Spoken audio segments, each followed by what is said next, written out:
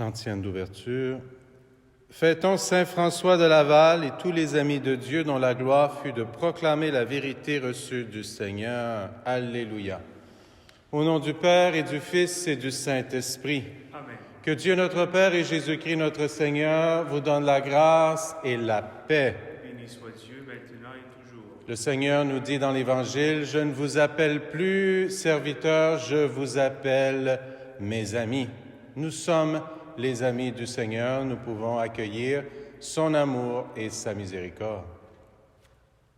Préparons-nous à la célébration de l'Eucharistie en reconnaissant que nous sommes pécheurs. Je confesse à Dieu Tout-Puissant, je reconnais devant mes frères et sœurs que j'ai péché en pensée, en parole, par action et par omission. Oui, j'ai vraiment péché. C'est pourquoi je supplie la Vierge Marie, les anges et tous les saints, et vous aussi, mes frères et sœurs, de prier pour moi le Seigneur notre Dieu. Que Dieu Tout-Puissant nous fasse miséricorde, qu'il nous pardonne nos péchés et nous conduise à la vie éternelle. Amen. Seigneur, prends pitié. Seigneur, prends pitié. Ô Christ, prends pitié. Ô Christ, prends pitié. Seigneur, prends pitié. Seigneur, prends pitié. Prions le Seigneur. Seigneur Dieu, tu as envoyé le Saint-Évêque François de Laval pour étendre le règne du Christ au Canada. Accorde-nous à son intercession d'accomplir l'œuvre missionnaire que nous devons faire comme chrétiens. Par Jésus-Christ, ton Fils, notre Seigneur et notre Dieu, qui règne avec toi et le Saint-Esprit, maintenant et pour les siècles des siècles. Amen.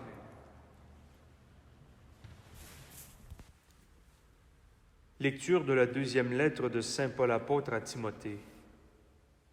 Bien-aimés, devant Dieu et devant le Christ Jésus qui va juger les vivants et les morts, je t'en conjure, au nom de sa manifestation et de son règne, proclame la parole, interviens à temps et à contre-temps, dénonce le mal, fais des reproches, encourage toujours avec patience et souci d'instruire.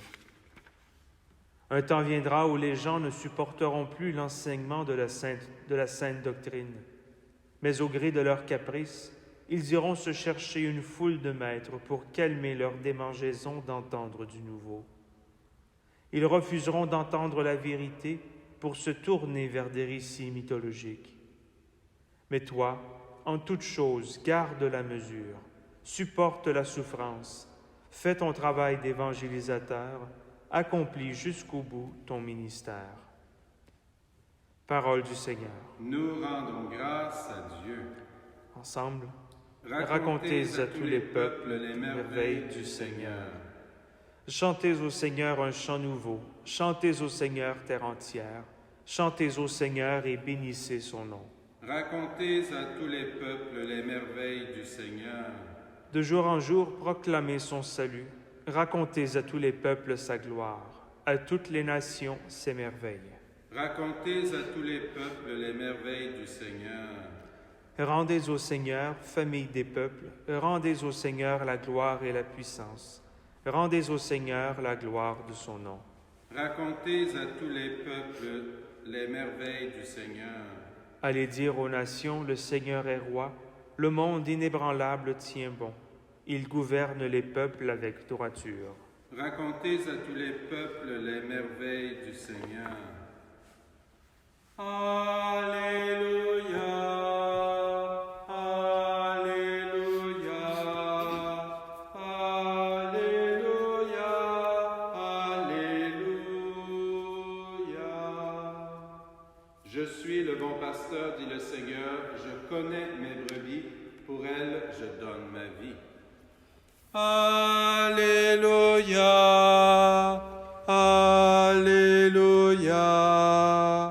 Alléluia, Alléluia. Le Seigneur soit avec vous. Et avec votre esprit, Évangile de Jésus-Christ selon saint Jean. gloire à toi, Seigneur. En ce temps-là, Jésus disait, « Moi, je suis le bon pasteur, le vrai berger qui donne sa vie pour ses brebis. Le berger mercenaire n'est pas le pasteur, les brebis ne sont pas à lui. S'il voit venir le loup, il abandonne les brebis et s'enfuit. Le loup s'en empare et les disperse. Ce berger n'est qu'un mercenaire et les brebis ne comptent pas vraiment pour lui. Moi, je suis le bon pasteur. Je connais mes brebis et mes brebis me connaissent, comme le Père me connaît et que je connais le Père, et je donne ma vie pour mes brebis. J'ai encore d'autres brebis qui ne sont pas de cet enclos. Celles-là aussi, il faut que je les conduise. Elles écouteront ma voix. Il y aura un seul troupeau et un seul pasteur. Acclamons la parole de Dieu. Louange à toi, Seigneur Jésus.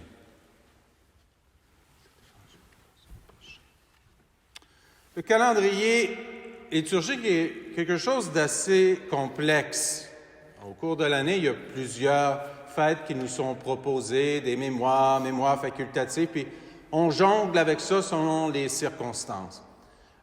Ici au Canada, nous avons un certain nombre de saints et de saintes qui nous sont propres et qui sont proposés nulle part ailleurs sur la terre.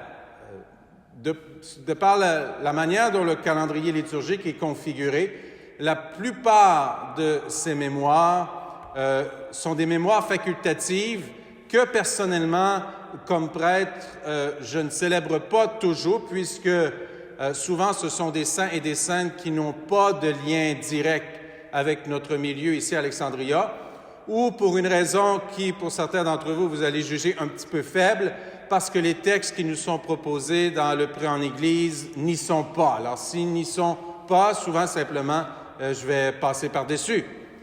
Mais ce matin, nous célébrons la mémoire de Saint François de Laval, premier évêque de Québec, la ville de Québec. On pourrait se demander, mais c'est un peu loin de nous, hein, un peu loin d'ici, ce ne serait pas le cas de simplement passer par-dessus cet évêque-là. Non, ça vaut la peine de le considérer. Il est considéré comme le père, le fondateur de l'Église au Canada. De fait, au moment où il a été nommé évêque, son territoire s'étendait jusque chez nous ici. Il n'y avait pas d'habitants à Alexandria à ce moment-là, il y avait juste des Amérindiens, des coureurs des bois qui se promenaient, mais n'empêche que ce territoire-là était sous sa juridiction. On pourrait bien dire bien des choses de Monseigneur de Laval, mais si vous me permettez, j'aimerais souligner 3 points ce matin qui méritent d'être relevés en relation avec ce grand saint, ce grand évêque qui est né en France et qui était d'une famille assez bien nantie.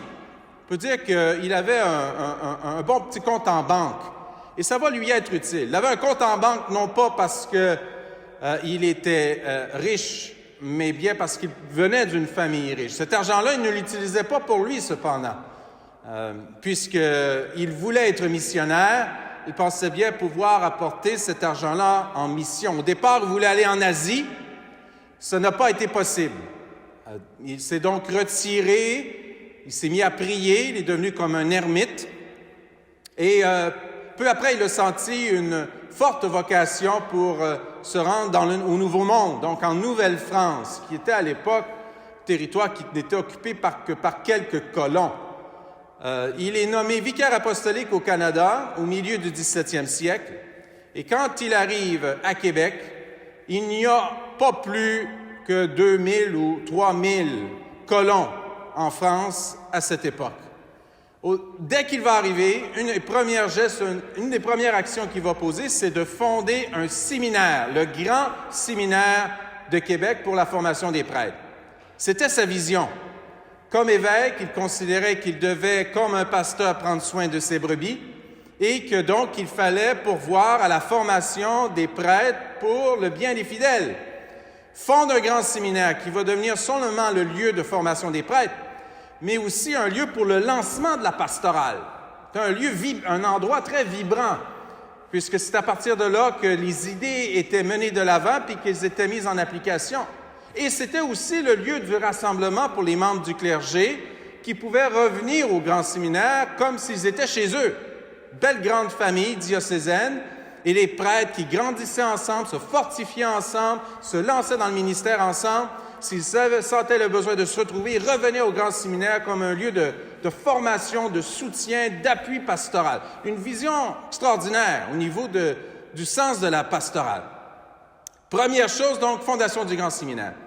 Deuxième chose, un zèle pastoral exceptionnel. Son territoire va jusqu'au lac Michigan et les colons ne sont répartis qu'ici et là. En fait, on a à Détroit peut-être une petite colonie qui est là, mais très peu de gens là. Alors, c'est une situation vraiment pour ce pasteur-là de devoir aller partout et de partir de rien partout où il va. Tout est à faire.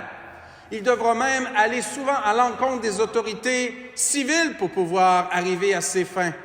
Il va investir de sa propre richesse personnelle pour l'achat de propriétés, de terrains sur lesquels il pense pouvoir construire éventuellement des paroisses, des églises. Donc, un visionnaire avec un zèle apostolique extraordinaire. Et ce qui me touche le plus, et j'aimerais terminer là-dessus, c'est déjà beaucoup trop long, c'est la fin de sa vie qui est un magnifique témoignage de vie évangélique. Au moment de sa démission, il retourne en France pendant quelque temps, mais il décide de revenir au Canada parce qu'il se rend compte que c'est ici qu'il veut vieillir et mourir, terminer ses jours. Il va donc devenir l'assistant du nouvel évêque. Mais les relations entre le nouvel évêque et l'ancien ne seront pas très bonnes. Et non seulement ça, mais même les membres du clergé auront l'impression que l'ancien était meilleur que l'ancien était meilleur que le nouveau. Et au lieu de vouloir prendre parti et d'essayer de profiter de cette situation pour faire avancer ses idées, il s'est davantage retiré encore. Il a travaillé pour l'unité, l'harmonie, la réconciliation pour le plus grand bien de l'Église. Un témoignage extraordinaire. On nous a annoncé ce matin que nous avons un archevêque et un coadjuteur. Monseigneur Prendergast est confirmé comme archevêque d'Ottawa et maintenant du diocèse nommé Ottawa-Cornwall et Monseigneur Marcel Danfous est nommé coadjuteur, c'est-à-dire qu'il va prendre la relève éventuellement de Monseigneur Prendergast. Je vous invite ce matin à vous unir à moi et de prier pour ces deux hommes à qui on confie la responsabilité du bien spirituel des fidèles qui sont dans cette portion de notre diocèse. Demandons au Seigneur qu'il bénisse toutes leurs œuvres, toutes les décisions qu'ils devront prendre pour le plus grand bien du peuple de Dieu, puisque les brebis doivent écouter la voix de leur pasteur. Il y a un seul troupeau, un seul pasteur.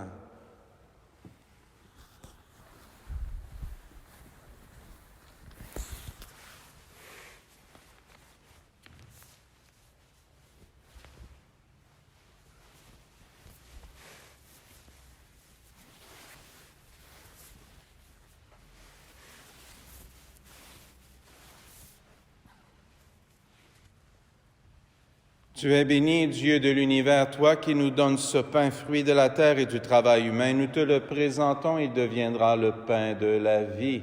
Béni soit Dieu maintenant et toujours.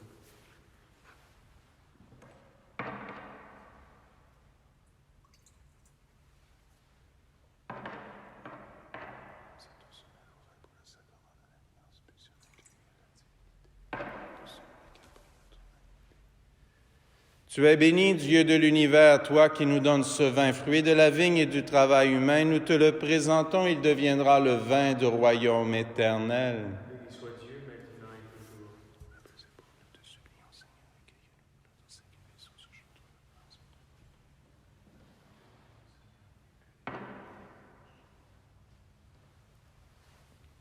La messe ce matin est offerte plus spécialement pour le repos de l'âme de Évelyne et Florent Sauvé. Prions ensemble au moment d'offrir le sacrifice de toute l'Église. Pour la gloire de Dieu et le salut du monde.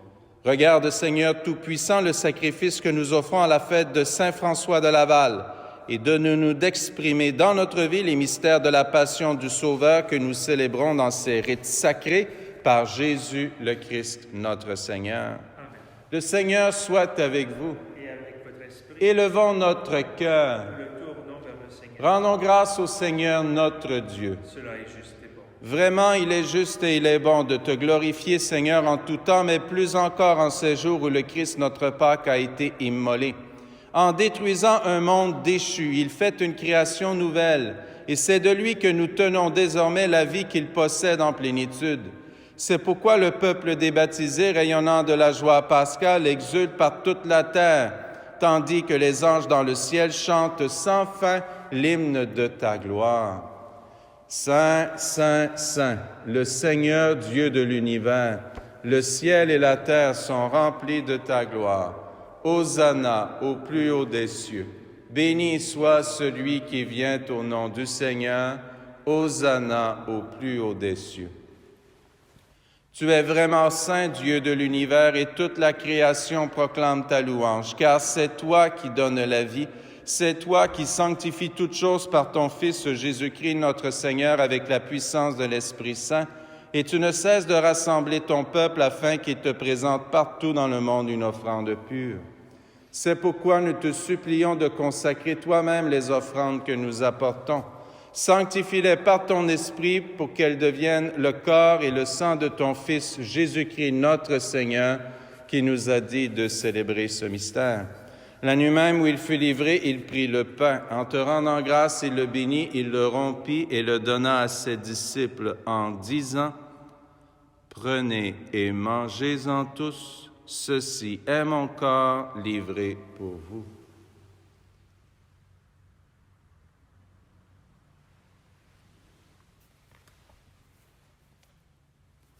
De même, à la fin du repas, il prit la coupe. En te rendant grâce, il la bénit et la donna à ses disciples en disant « Prenez et buvez-en tous, car ceci est la coupe de mon sang, le sang de l'alliance nouvelle et éternelle qui sera versé pour vous et pour la multitude en rémission des péchés. Vous ferez cela en mémoire de moi. »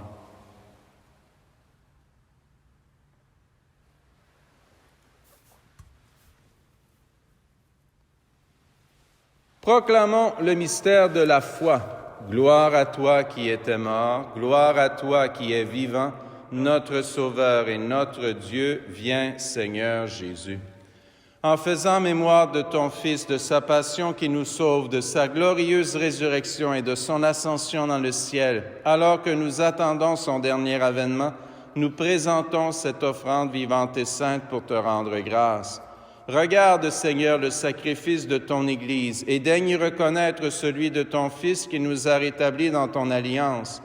Quand nous serons nourris de son corps et de son sang et remplis de l'Esprit Saint, accorde-nous d'être un seul corps et un seul esprit dans le Christ. Que l'Esprit Saint fasse de nous une éternelle offrande à ta gloire, pour que nous obtenions un jour les biens du monde à venir auprès de la Vierge Marie, la bienheureuse Mère de Dieu, avec Saint Joseph, son époux, avec les apôtres, les martyrs, Saint François de Laval et tous les saints qui ne cessent d'intercéder pour nous. Et maintenant, nous te supplions, Seigneur, par le sacrifice qui nous réconcilie avec toi, étends au monde entier le salut et la paix. Affermis la foi et la charité de ton Église au long de son chemin sur la terre. Veille sur ton serviteur, le pape François, notre archevêque Terence, son coadjuteur Marcel, l'ensemble des évêques, les prêtres, les diacres et tout le peuple des rachetés. Écoute les prières de ta famille assemblée devant toi et ramène à toi, Père très aimant, tous tes enfants dispersés. Pour nos frères et sœurs défunts, pour les personnes qui ont quitté ce monde et dont tu connais la droiture, nous te prions.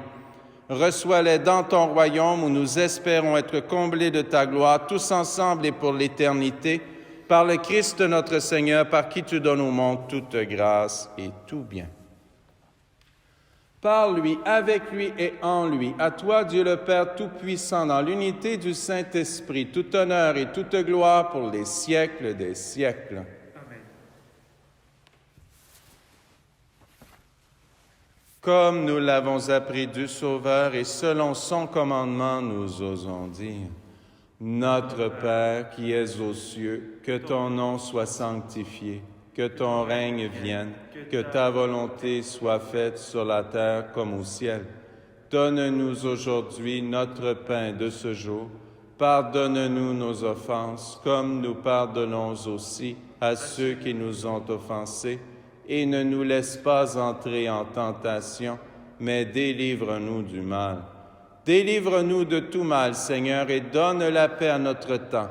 Par ta miséricorde, libère-nous du péché, rassure-nous devant les épreuves en cette vie où nous espérons le bonheur que tu promets et l'avènement de Jésus-Christ, notre Sauveur. Car c'est à toi qu'appartiennent le règne, la puissance et la gloire, pour les siècles des siècles. Seigneur Jésus-Christ, tu as dit à tes apôtres, « Je vous laisse la paix, je vous donne ma paix. Ne regarde pas nos péchés, mais la foi de ton Église.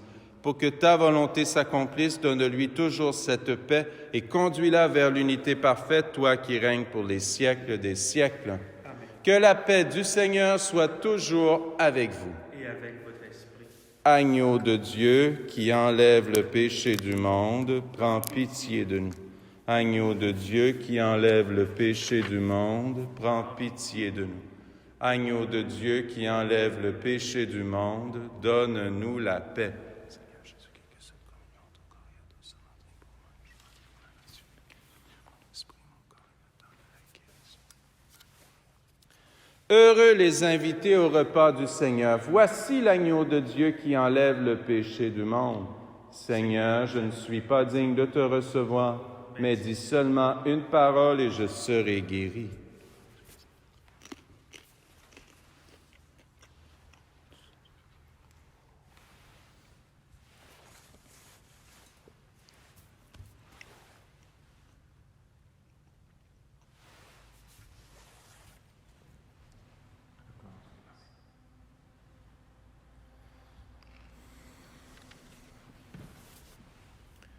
Mon Jésus, je crois à votre présence dans le très saint sacrement. Je vous aime plus que toute chose et je désire que vous veniez dans mon âme. Je ne puis maintenant vous recevoir sacramentellement dans mon cœur. Venez-y au moins spirituellement. Je vous embrasse comme si vous étiez déjà venu et je m'unis à vous tout entier. Ne permettez pas que j'aie jamais le malheur de me séparer de vous. Amen.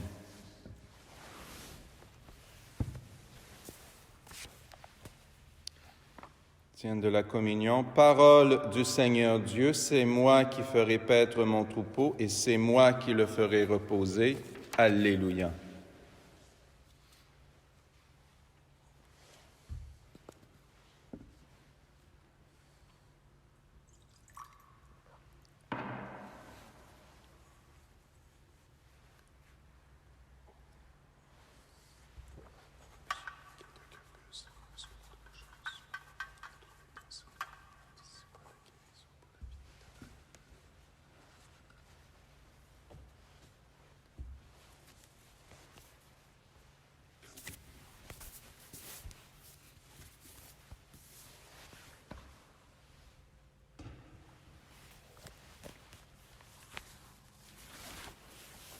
Prions.